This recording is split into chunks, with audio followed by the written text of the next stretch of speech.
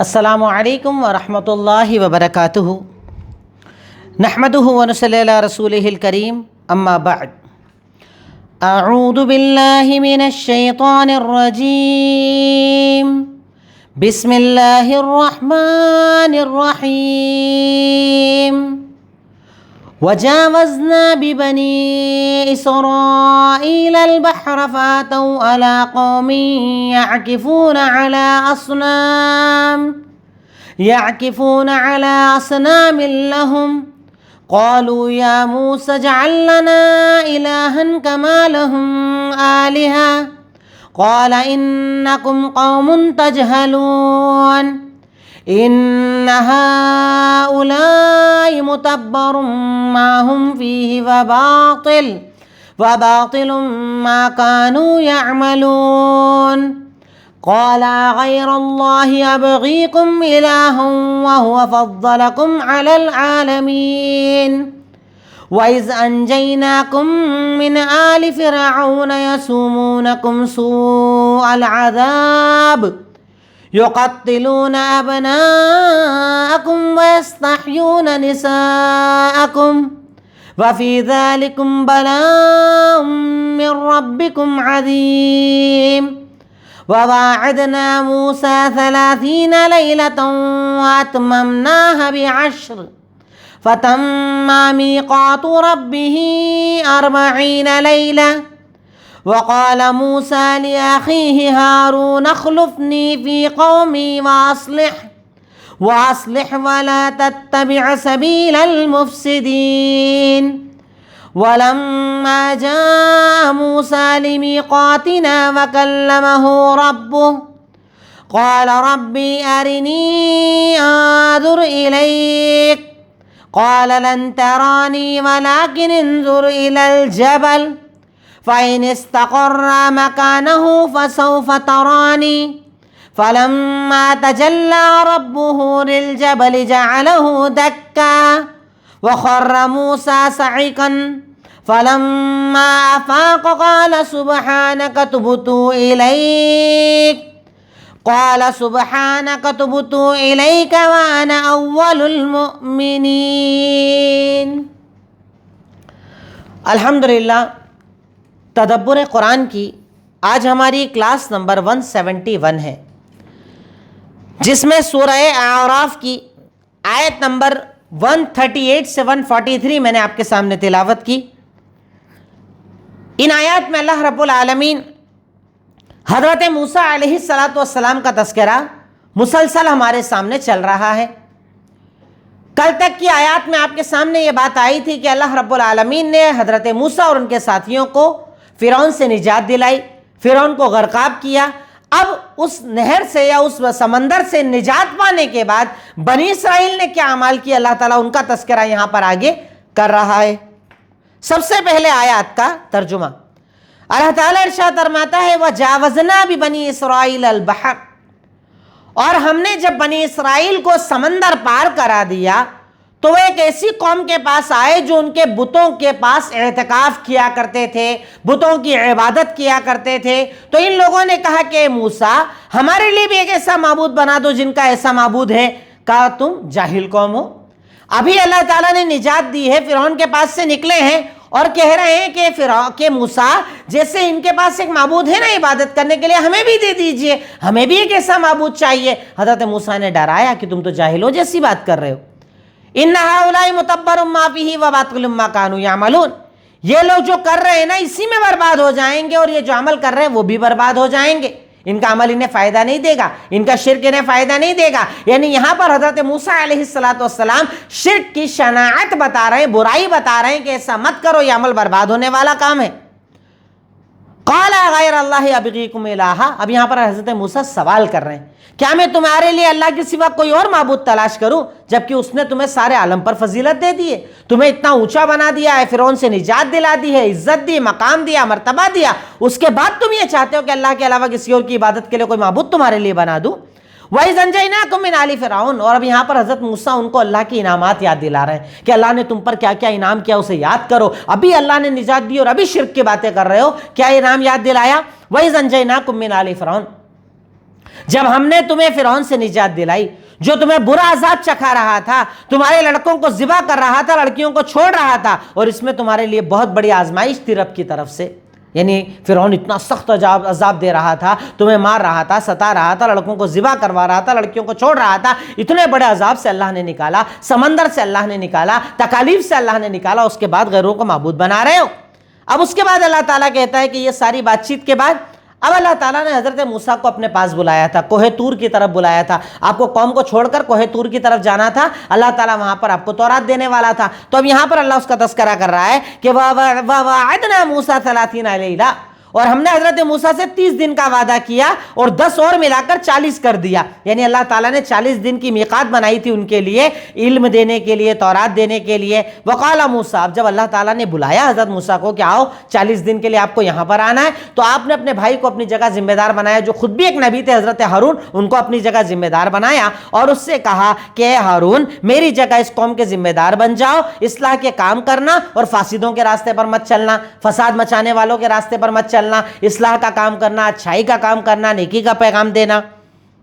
اور اس کے بعد اللہ تعالیٰ کہہ رہا ہے کہ اب جب موسیٰ ہمارے پاس, اب یہاں پر سے 2 قصے ہو گئے. ایک ادھر قوم چل رہی ہے جو حضرت ہارون کے سپرد چھوڑ دی گئی ہے, ادھر حضرت موسیٰ اللہ تعالیٰ کے پاس آئے ہیں. اب یہاں پر معاملہ کیا ہوتا ہے, وَلَمَّا جَاءَ مُوسَىٰ لِمِيقَاتِنَا, اور جب موسیٰ ہماری فکس مدت کے لیے وہاں پر پہنچے اور رب العالمین نے ان سے کلام کیا, تو وہ کہتے ہیں ربی ارنی انظر الیک, اے اللہ تعالیٰ میں تجھے دیکھنا چاہتا ہوں, اے اللہ تعالیٰ میں تیرا دیدار کرنا چاہتا ہوں. اللہ تعالیٰ نے کہا کہ تم مجھے دیکھ نہیں سکتے, لیکن تم اس پہاڑ کی طرف دیکھو. پہاڑ اگر اپنی جگہ پر کھڑا رہ جائے تو تم مجھے دیکھ پاؤ گے. یعنی تم مجھے دیکھنا چاہتے ہو.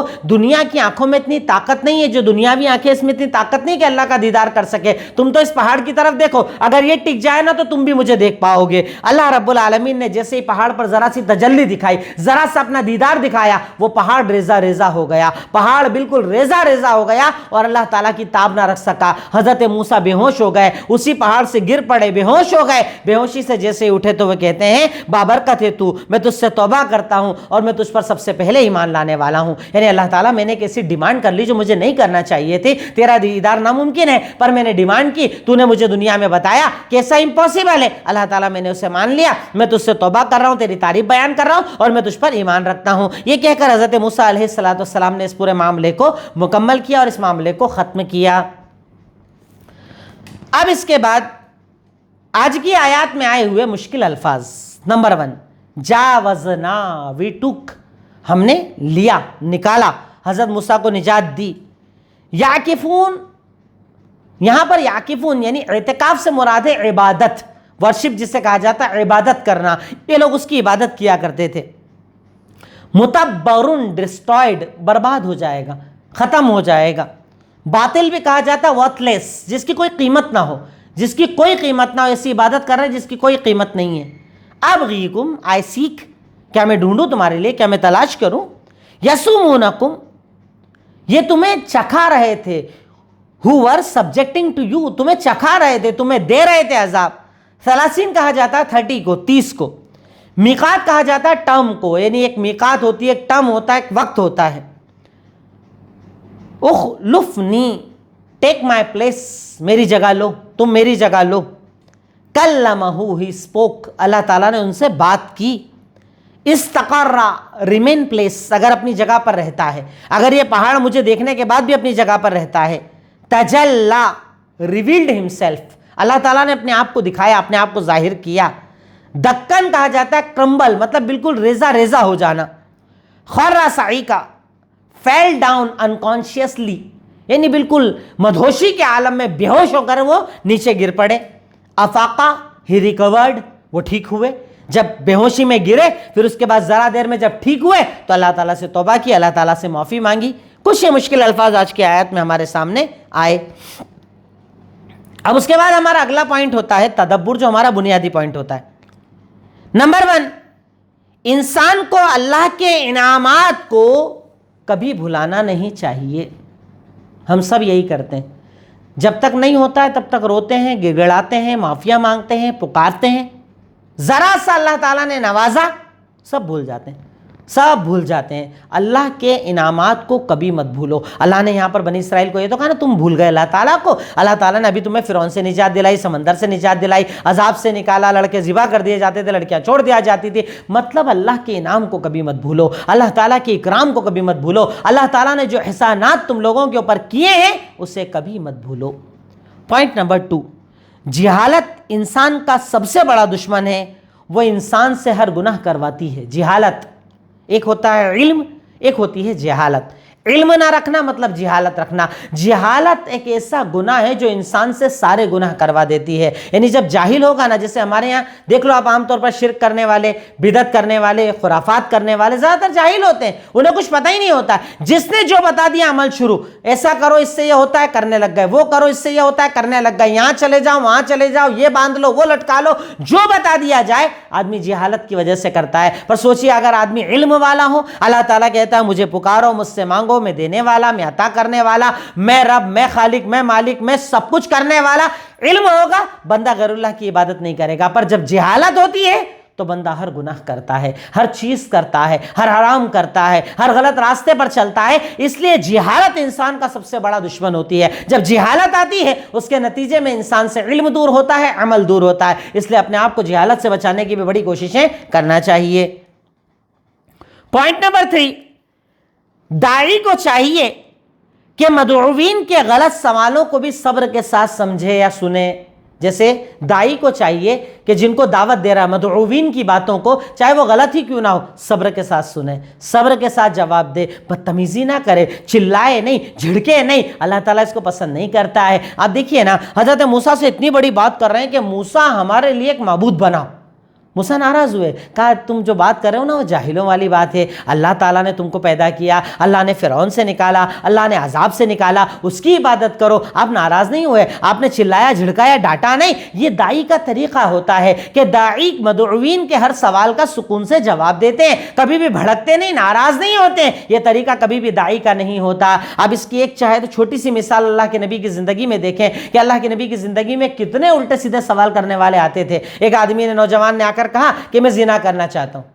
مار کے بھگایا اللہ کے نبی نے؟ نہیں۔ کہا زنا کرنا چاہتے ہو؟ کہا ہاں۔ کہا کس سے کرو گے؟ والدہ سے کرو گے، بہن سے کرو گے، پھپھو سے کرو گے؟ آپ نے کچھ محرم رشتہ دار گنوائے، ان سے کرو گے؟ کہا نہیں نہیں، ان سے کون کرے گا، نہ میں کروں گا نہ کوئی اور کرے گا۔ کہا جس سے تو کرے گا وہ بھی ہو سکتا ہے کسی کی بہن ہو، کسی کی بیٹی ہو، کسی کی والدہ ہو۔ نوجوان کہتا ہے جب آیا تھا تب زنا کرنا بہت اچھا لگتا تھا، جب گیا تو زنا کرنا بہت برا لگتا تھا۔ سمجھانے کی بات ہوتی ہے، اپنے مدعوین سے بات کرنے کا انداز ہوتا ہے۔ ان آیات میں پتہ چلا کہ چاہے کیسا بھی سوال آئے، جواب میں آپ کو بھڑکنا نہیں ہے، ناراضگی ظاہر نہیں کرنا، بدتمیزی نہیں کرنا ہے، آپ کو صبر کے ساتھ اپنے مدعوین کا جواب دینا ہوگا۔ پوائنٹ نمبر 4، توحید سب سے بڑی دولت ہے، اس کی قدر و حفاظت کرنا چاہیے۔ توحید سے بڑی دنیا میں کوئی دولت نہیں۔ اس قوم کو دیکھو نا، اللہ تعالیٰ نے توحید کو چھین لیا تھا، عقیدے کو چھین لیا تھا۔ اگر آج آپ کا عقیدہ صحیح ہے، اگر آج آپ کے عقیدے میں توحید ہے، اگر آج آپ کے عقیدے میں رسالت ہے، اگر آپ ایک اللہ کی عبادت کرتے ہو، ایک اللہ کو پکارتے ہو، ایک اللہ کے آگے جھکتے ہو، ایک اللہ سے مانگتے ہو، یہ اللہ کا انعام۔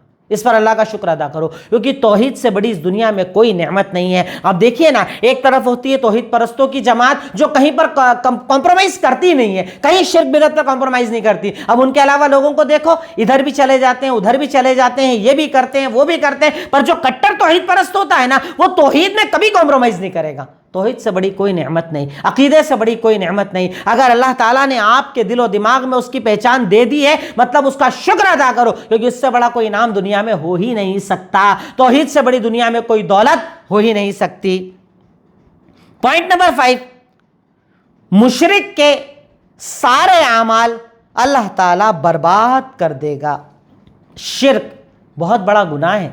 اللہ کے سوا غیروں کی عبادت کرنا، اللہ کے سوا کسی کو اللہ جیسا ماننا، اللہ کو چھوڑ کر کسی اور کو پکارنا، اللہ کے سوا کسی اور کو ذریعہ بنانا، اللہ کے سوا کسی اور کو نوازنے والا ماننا، اللہ کے سوا کسی اور کو اولاد دینے والا ماننا، کسی بھی طریقے سے اگر آپ شرک کرتے ہو تو یہ شرک آپ کے سارے اعمال کو برباد کر دے گا۔ اللہ تعالیٰ کہہ رہا باطل ما کانوا یعملون، جو وہ عمل کریں گے اللہ اسے برباد کر دے گا۔ آپ دنیا میں چاہے نمازیں پڑھیں، عبادتیں کریں، روزی کریں، جو کرنا ہے صدقہ کریں، خیرات کریں، زکوٰۃ دیں، عمرے کروائیں، حج کروائیں، سب کر لیں، اگر شرک ہے اللہ کوئی عبادت قبول نہیں کرے گا. اور اسی لیے آپ دیکھیے انبیاء کرام جب دعوت دیتے تھے نا, سب سے پہلی دعوت توحید ہوتی تھی. علماء کرام نے دعوت دی دعوت توحید. آج ہمارے یہاں کچھ لوگ کہتے ہیں صاحب توحید کی بات مت کرو, جھگڑا ہوگا, نماز بتاؤ, یہ بتاؤ, وہ بتاؤ. سب سے پہلے توحید بتائی جائے گی, کیونکہ توحید اگر نہ ہو, شرک زندگی میں ہے تو اللہ تعالیٰ سارے اعمال کو برباد کر دیتا ہے. پوائنٹ نمبر 6, عزت اور ذلت کا اختیار صرف اللہ کو ہے, جو اللہ رب العالمین عزت کے بعد ذلت اور ذلت کے بعد عزت دے سکتا ہے. عزت ذلت کا اختیار صرف اللہ کا ہے, جسے چاہے ذلیل کر دے, جسے چاہے عزت دے دے, عزت کے بعد ذلت دے دے, ذلت کے بعد عزت دے دے. یہ اختیار صرف اللہ کا ہے. اللہ تعالیٰ اس ٹاپک کو قرآن میں کئی جگہ بتاتا ہے, وَتُعِزُّ مَن تَشَاءُ وَتُذِلُّ مَن تَشَاءُ, وہی عزت دینے والا وہی ذلت دینے والا. اور یہاں پر یہ پوائنٹ میں اس لیے بتا رہا ہوں کہ اللہ تعالیٰ نے بنی اسرائیل کو کہا کہ اس نے تمہیں سارے عالم پر فضیلت دے دی ہے. اس وقت دی تھی فضیلت, جب انہوں نے نہیں مانا, نافرمانی کی, نبی کے خلاف گئے, تو آج انہی کو تو بولتے ہیں مغضوب علیہم ولا الضالین. ہر نماز میں آپ بولتے ہیں اللہ مغضوب سے بچا, ضالین سے بچا, یہی تو بنی اسرائیل ہے. تو عزت ذلت اللہ کا اختیار ہے, اور عزت کے بعد وہ ذلت بھی دے سکتا ہے, اور ذلت کے بعد وہ عزت بھی دے سکتا ہے. سارا اختیار اللہ رب العالمین کا ہے, اس کے سوا کوئی عزت اور ذلت کا اختیار اور غلبہ اور طاقت نہیں رکھتا. پوائنٹ نمبر 7, انسان کو کبھی اپنا ماضی نہیں بھولنا چاہیے, اپنے حالات یاد کرتے رہنا چاہیے. پتہ اس سے کیا ہوتا ہے, جب بندہ اپنے ماضی کو بار بار یاد کرتا ہے نا, تو اسے پریزنٹ اچھا جینا آ جاتا ہے, اسے فیوچر اچھا جینا آ جاتا ہے. اللہ کا وہ شکر ادا کرتا ہے, اللہ کا وہ احسان مانتا ہے, اللہ کے آگے جھکتا ہے, اللہ تعالیٰ سے مانگتا ہے. کبھی اپنا ماضی مت بھولو. زیادہ تر لوگ نا اپنا ماضی بہت جلدی بھول جاتے ہیں. کل تک فقیر تھے, محتاج تھے, ضرورت مند تھے, آپ کے یہاں مانگنے آتے تھے, آپ کو پکارتے تھے, آپ سے مدد مانگتے تھے, آپ ان کے گھر سامان پہنچاتے تھے, سب کرتے تھے. ذرا سے حالات کے بدلتے انسان سب بھول جاتا ہے. کبھی ماضی کو مت بھلاؤ. اور جو آدمی ماضی کو نہیں بھلاتا ہے نا, وہ بہت اچھی زندگی جیتا ہے. اس کی زندگی میں کبھی تکبر نہیں آتا, اس کی زندگی میں کبھی حرام نہیں آتا, وہ کبھی حرام مال نہیں کماتا. جو اپنے ماضی کو یاد رکھتا ہے, اس لیے اپنے ماضی کو ہمیشہ یاد رکھو. اپنے اس پاسٹ کو کبھی مت بھولو جس میں تم تکلیف میں تھے, غم میں تھے, پریشانی میں تھے, اللہ تعالیٰ کا عذاب چل رہا تھا, بیماریاں چل رہی تھی, گھر نہیں تھا, کھانا نہیں تھا, دکان نہیں تھی, کاروبار نہیں تھا. بار بار یاد کرو. جو انسان اپنے ماضی کو یاد رکھتا ہے نا, اللہ تعالیٰ اس کے حال اور مستقبل, اس کے پریزنٹ اور اس کے فیوچر کو بہت پیارا اللہ تعالیٰ بنا دیتا ہے, جیسا کہ اللہ تعالیٰ اس قوم کو ان کا ماضی یاد دلا رہا ہے. پوائنٹ نمبر 8, اولاد اللہ کی بہت بڑی نعمت ہے, اس کی قدر کرو. یہ اللہ تعالیٰ بنی اسرائیل کو بول رہا ہے کہ تمہارے اوپر عذاب آیا تھا, یاد کرو تو ذرا. تمہارے لڑکوں کو وہ ذبح کر رہا تھا, لڑکیوں کو چھوڑ رہا تھا. یعنی اولاد اللہ کی بہت بڑی نعمت ہوتی ہے. فرعون تمہاری اولادوں کو مار رہا تھا, تمہارے لڑکوں کو مار رہا تھا, لڑکوں کو ذبح کروا رہا تھا. اس نعمت کی قدر کرو. یعنی اگر اللہ نے وہاں سے بچایا اور اولاد دی ہے تو اولاد کی قدر کرو, اس نعمت کی قدر کرو. اولاد کو دین کے راستے پر لگاؤ, اولاد کو دینداری سکھاؤ, اولاد کو عقیدہ سکھاؤ, اولاد کو بہتر بناؤ, بااخلاق بناؤ, اچھا مسلمان بناؤ. میں کہتا ہوں کہ آج کے دور میں تو ایک ٹاپک جو زیادہ بیان ہونا چاہیے خاص طور پر, کہ مسلمان اپنے گھر کے لڑکوں کی تربیت کیسے کرے. لڑکیاں تو ٹھیک ہے اپنی جگہ, لڑکوں کی تربیت بھی سکھانا چاہیے کہ وہ لڑکی سے بات کیسے کرے, وہ اپنے گھر میں اپنی اہلیہ سے بات کیسے کرے, وہ اپنے ذمہ داران سے بات کیسے کرے, اس کا بات چیت کا انداز کیا ہو, اس کا اخلاق کیا ہو. آج ایسی جہالت کا دور ہے کہ انسان اپنی بیوی سے کیسے بات کرتا ہے سن کر تعجب ہوتا ہے. بدتمیزی کرنا, گالیاں دینا, گالیاں دے کر بات کرنا, اس کی سخت ضرورت ہے. تو اولاد اللہ تعالیٰ کی بہت بڑی نعمت ہے, اس کی قدر کرو, اور خاص طور سے لڑکے کی زیادہ قدر کرو, کیونکہ اس کے پاس ذمہ داریاں ہیں. اسے گھر سنبھالنا ہے, اسے بیوی کو سنبھالنا ہے, اسے بچے سنبھالنا ہے, اسے کاروبار کرنا ہے, باہر بھی کبھی کام کرنا ہے, گھر بھی سنبھالنا ہے. اس لیے اس کی تربیت میں بہت زیادہ آپ کو دھیان دینا چاہیے. پوائنٹ نمبر 9, وعدہ پورا کرنا اللہ کی صفت ہے.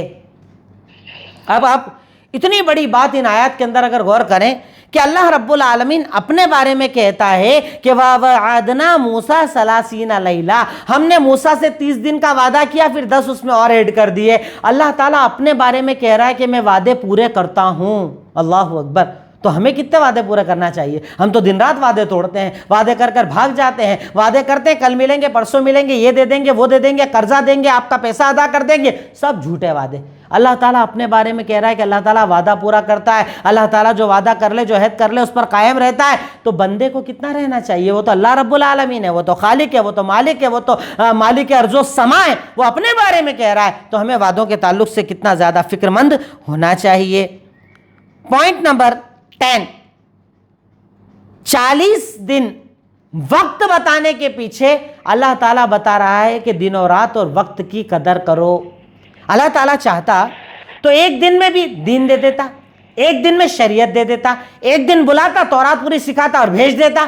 اللہ نے دن بتائے، اگر 40 دن بتائے، پہلے 30۔ اس کا مطلب اللہ رب العالمین اس کے ذریعے مسلمان کو وقت کا پابند بنانا چاہتا ہے کہ کام کا ایک شیڈول ہونا چاہیے، اتنے ٹائم میں یہ کام کروں گا، اتنے سال میں یہ کام کروں گا، میرا ایک گول ہے، میرا ایک مقصد ہے، آج دن بھر میں اتنا شیڈول بناؤں گا، دن بھر کے اندر اتنے کام مکمل کروں گا، ایسا کروں گا، ویسا کروں گا۔ آپ کا باقاعدہ ایک شیڈول ہونا چاہیے۔ اللہ تعالیٰ اس وقت کے ذریعے یہ بتانا چاہ رہا ہے کہ ایک مسلمان کو اپنے وقت کی بڑی قدر کرنا چاہیے، ایک مسلمان کو اپنے وقت کی اہمیت کو سمجھنا چاہیے، ایک مسلمان کو وقت کی اہمیت کو سمجھتے ہوئے اپنی زندگی کو اعلیٰ طریقے سے گزارنا چاہیے۔ پوائنٹ نمبر 11، لوگوں کی اصلاح کرنا نبیوں کا طریقہ ہوتا ہے۔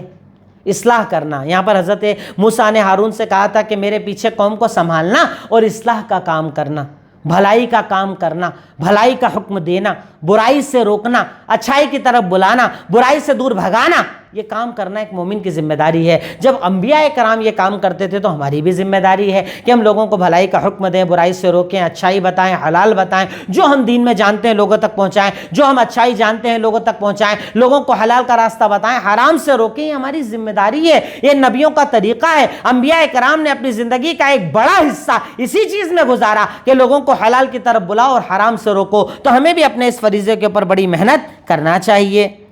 پوائنٹ نمبر 12، مومن کبھی فساد مچانے والوں کا ساتھ نہیں دیتا۔ وہ لوگ جو تخریب کا کام کرتے ہیں، وہ لوگ جو خراب کرنے کا کام کرتے ہیں، وہ لوگ جو برباد کرنے کا کام کرتے ہیں، ایک تو ہوئے فساد مچانے والے، بے گناہوں کو مارنے والے، دوسری طرف ایسے لوگ جو نشے کو سماج میں، آج اس قوم میں نشہ کتنا عام ہو گیا ہے، 12-13 سال کے بچے سگریٹ پی رہے ہیں، یہ فساد ہی تو ہے، یہ زمین میں فساد ہی تو ہے۔ اسی نشے کے چکر میں قتل ہو رہے ہیں، جھگڑے ہو رہے ہیں، گالیاں دے رہے ہیں، بدتمیزیاں کر رہے ہیں۔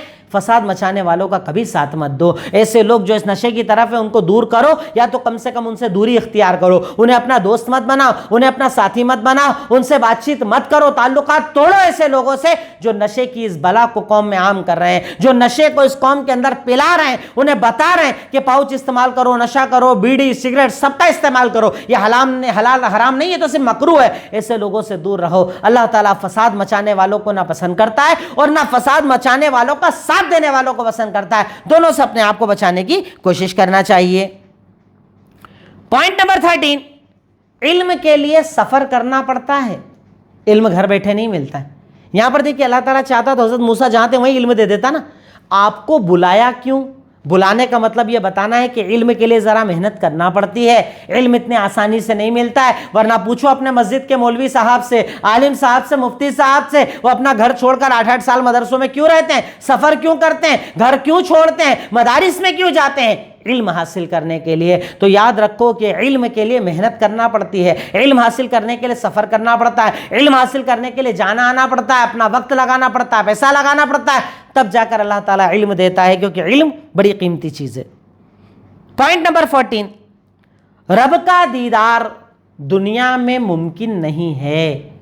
رب کا دیدار دنیا میں ممکن نہیں ہے۔ رب کا دیدار ہم دنیا میں نہیں کر سکتے۔ ان آنکھوں میں اتنی تاب نہیں، ان آنکھوں میں اتنی طاقت نہیں، ان آنکھوں میں اتنی قوت نہیں کہ انسان دنیا میں رب کا دیدار کر سکے۔ رب کا دیدار ہوگا آخرت میں، جنت میں، اس کے علاوہ دنیا میں رب کا دیدار ممکن نہیں ہے۔ پوائنٹ نمبر 15، غلطی کے بعد توبہ میں جلدی کرنا چاہیے۔ آپ سے غلطی ہو گئی، غلطی سب سے ہوتی ہے، خطائیں سب سے ہوتی ہے، لغزشیں سب سے ہوتی ہے، گناہ سب کرتے ہیں۔ ایسا کوئی نہیں ہے جو کہہ سکے کہ صاحب ہم تو گناہ کرتے ہی نہیں ہیں، گناہ سب سے ہوتے ہیں۔ پر اچھا وہ جو گناہ کے بعد فوراً توبہ کرے، گناہ کے بعد فوراً جھک جائے، گناہ کے بعد فوراً معافی مانگے۔ پچھلے ان واقعات میں آپ کے سامنے ایک اور شخصیت گزری نا، حضرت آدم کی۔ غلطی ہوئی، اللہ تعالیٰ نے کہا جنت میں جاؤ، سب کچھ کرنا، درخت سے مت کھانا۔ غلطی ہوئی، درخت سے کھا لیا، کھاتے ہی بدن سے کپڑے اترنے لگے، فوراً کہا ربنا ظلمنا انفسنا وان لم تغفر لنا وترحمنا لنکونن من الخاسرین۔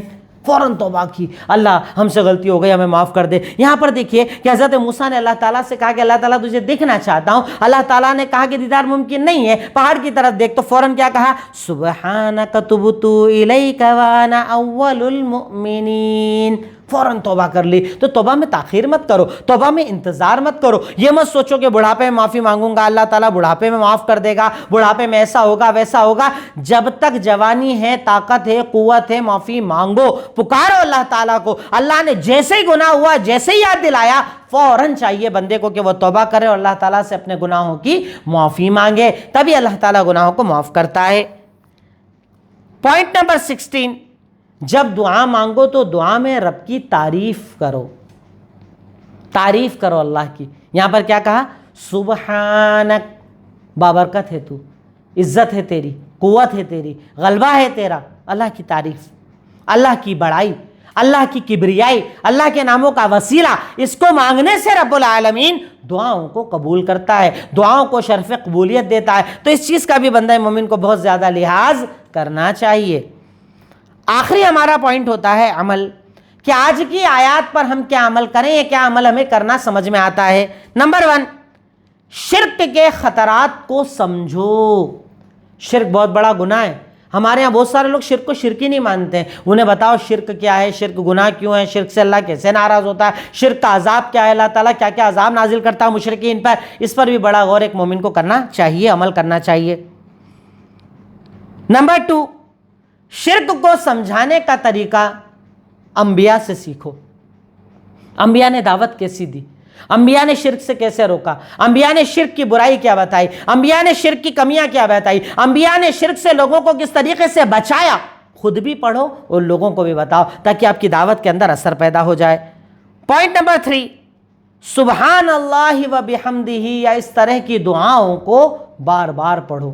یہاں پر سبحان کا جو ورڈ ہوتا ہے نا، سبحان اللہ و بحمدہ، یہ ورڈ اللہ کو بہت پسند ہے۔ تو اس ورڈ کو اپنی دعاؤں کے اندر استعمال کیا کرو، اس ورڈ کے ذریعے دعائیں مانگا کرو۔ اللہ تعالیٰ اس لفظ کے ذریعے مانگی گئی دعاؤں کو زیادہ قبول کرتا ہے۔ جیسے جو دعا میں نے آپ کو بتائی، اگر کوئی شخص صبح کے وقت 100 مرتبہ اور شام کے وقت 100 مرتبہ کہہ دے سبحان اللہ و بحمدہ، اللہ اس کے سارے گناہ معاف کر دیتا ہے۔ چھوٹا سا کلمہ ہے، کتنا ٹائم لگتا ہے پڑھنے میں، تو اس کو پڑھنے کی عادت بناؤ۔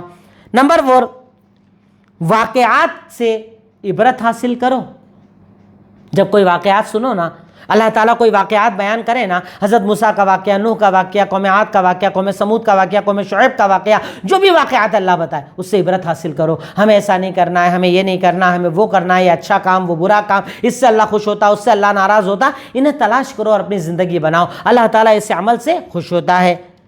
آخری ہمارا عمل ہے، وعدہ کرو تو ہمیشہ پورا کرو۔ اللہ اپنے بارے میں کہہ رہا ہے کہ وہ وعدے پورا کرتا ہے۔